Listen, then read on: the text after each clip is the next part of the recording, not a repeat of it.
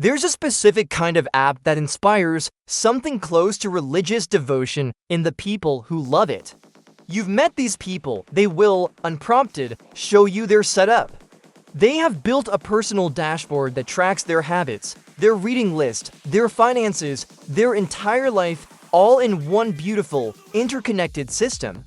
They talk about it the way some people talk about a life-changing book. The app is almost always Notion, and here's the thing nobody warns you about. For every one of those devoted power users, there are 10 people who signed up, opened a blank page, felt a wave of quiet panic, and never went back.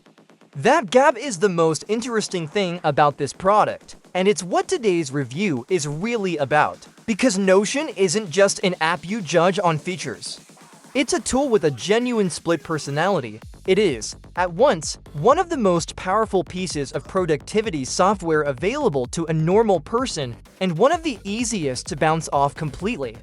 So today, what Notion actually is, who it's genuinely brilliant for, who should run the other way, and the honest verdict after cutting through both the hype and the backlash.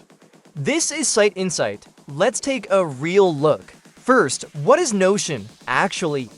Because the marketing answer, an all-in-one workspace, is technically true and completely useless, here's the honest version. Most apps are built for one job. A notes app takes notes. A to-do app manages tasks. A spreadsheet holds data. Each does its one thing and has a shape designed for that thing. Notion threw that model out. Instead of giving you finished tools, it gives you building blocks and asks you to assemble your own tools. Everything in Notion is a block, a piece of text, an image, a to-do item, a table, and you snap those blocks together however you like. A page can become a notebook, a project tracker, a database, a wiki, a website, whatever you build. The killer feature underneath it all is the database. Notion's tables aren't just grids, they're smart. The same set of information can be viewed as a spreadsheet, a calendar, a Kanban board, a gallery, all at once just by switching a view. Your tasks can be a checklist on Monday and a calendar on Tuesday without re-entering anything. That's the real Notion, not an app, a kit for building your own apps, with no code, out of Lego-like blocks. And the moment you understand that, both its magic and its problem come into focus, because a kit is only as good as your willingness to build with it. So let's talk about who Notion is genuinely brilliant for, because when it fits like nothing else. It's brilliant for the builder-minded. If you're the kind of person who enjoys organizing, who gets a little hit of satisfaction from designing a system, Notion is a playground.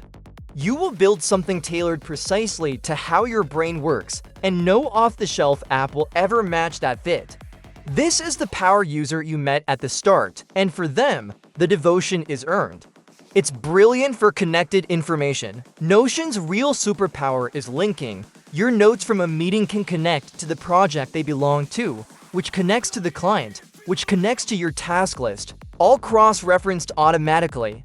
For anyone managing a web of related information, a writer with research, a student with courses, a small team with projects, this interconnection is genuinely hard to beat.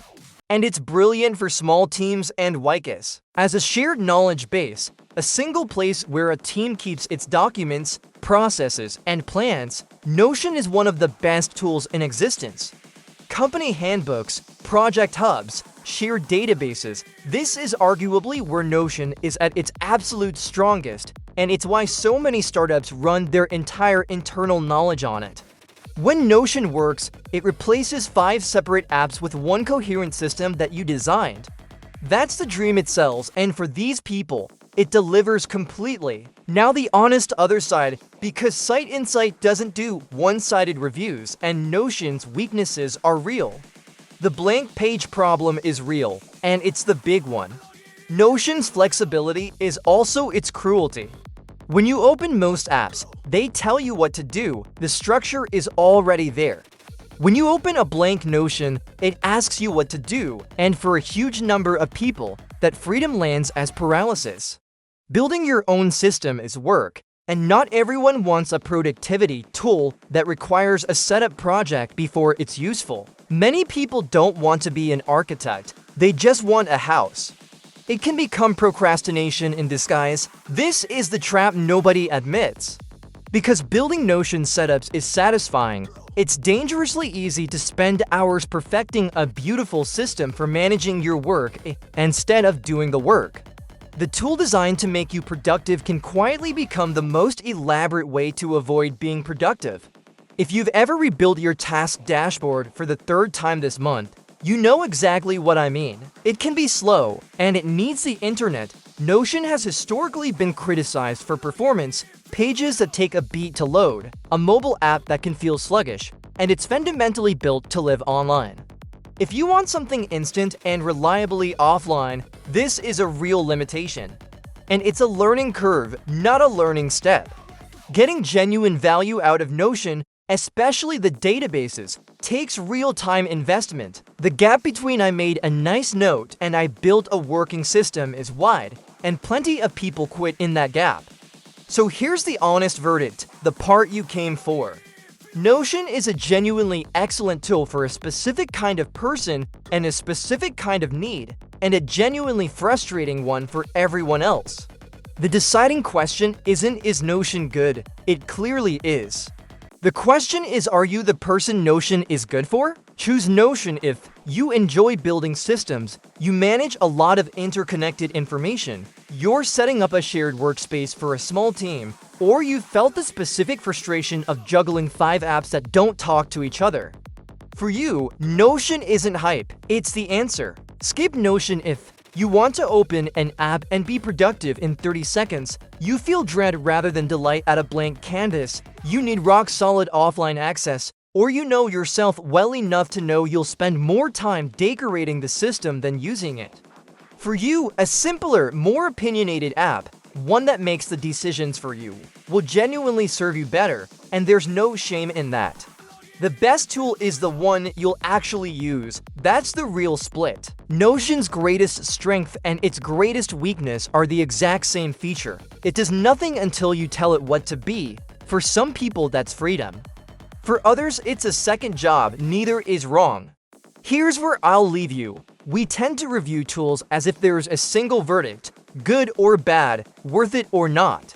Notion resists that, and that's what makes it worth understanding. It's not a good app or a bad app.